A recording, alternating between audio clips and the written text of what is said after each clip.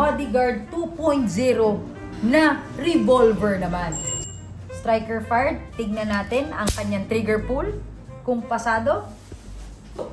Let's unbox this 2 units ng Smith & Wesson Bodyguard 2.0 in pistol at in revolver.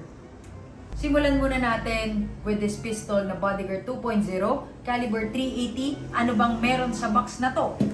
Kaya meron siyang kasama na dalawang magazine na 10 rounder and 12 rounder. Meron din siyang kasamang gun lock.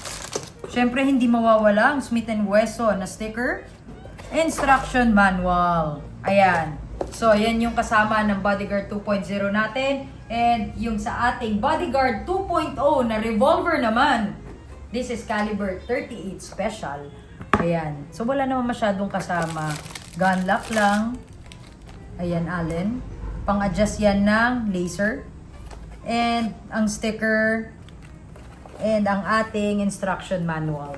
So, parehas na Bodyguard, parehas lang din, nakabox sila. So, bigyan natin ng konting specs at simulan natin dito muna sa ating paboritong pistol na gustong-gusto ko ngayon dahil bago lang itong dumating dito sa atin sa Pilipinas. Nagustuhan ko siya dahil una, so yan lang yung palad ko, ganyan lang siya kaliit, caliber 380 na high capacity. Dahil 10 rounder at 12 rounder ang kanyang kasama. At isa pa sa nagustuhan ko dito ay yung front and rear serration niya na aggressive na. Yan yung ating external safety ng ating Bodyguard 2.0. Ang ganda na ng itsura niya. Oh, as you can see. And itong edition natin na to, ito yung merong rose gold na mga moving parts. Pero meron din tong all black. Napakagaan, 9.8 ounce lang siya. At ang barrel length natin ay 2.75. Ayan, ganyan lang siya kaikli. Napakaikli at napakagandang i-conceal.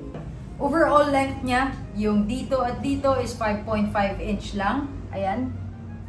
Striker fired. Tignan natin ang kanyang trigger pull. Kung pasado. Pasado. Ang kagandahan pa dito sa Bodyguard 2.0 natin dahil high capacity siya at kung medyo kulang sa grip mo, meron tong kasama na pad na pwede sa mas malaki ang kamay. Ang nagustuhan ko rin dito ay yung nipis niya is 0.88 inch. Wala pang 1 inch. Kita mo yon? Pero nakita mo yung ergonomic ng grip niyan. As you can see, the beaver tail, ayan. Ayan yung mga isa sa mga nagugustuhan ko na micro-compact handgun na mahahawakan mo pa rin siya kahit super liit niya, super nipis niya, mahahawakan mo at maitatama mo pa rin siya kasi meron pa rin ditong para sa thumb mo. Yan o. Tingnan mo. So, ibig sabihin, hawak mo pa rin yung buong unit. Manageable pa rin siya kahit ganito siya kaliit. Let's move on to the Bodyguard 2.0 na revolver naman. So this is caliber 38 special. Let's clear. Ayan. So 5 shots siya.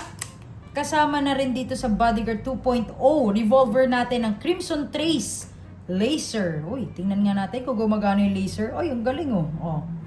So nice siya. So, it's already included in the package pag binili mo yung 2.0 revolver natin, which is lightweight din.